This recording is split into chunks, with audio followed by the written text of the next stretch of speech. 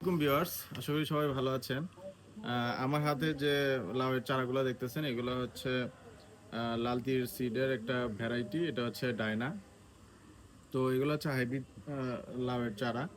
তো আমি আমার ছাদ বাগানের জন্য মূলত এগুলা রেডি করেছিলাম, কিন্তু আমার বাগানে মোটামুটি লাগানো শেষ। এখানে মোটামুটি সবগুলো বস্তায় আমি বিভিন্ন ধরনের সবজির চারা লাগিয়েছি। এখন চিন্তা করতেছি, অনেকগুলো চারা বেঁচে গেছে। এখন যদি কেউ নিতে চান, তো এই যে দেখুন চারাগুলো কত সুন্দর।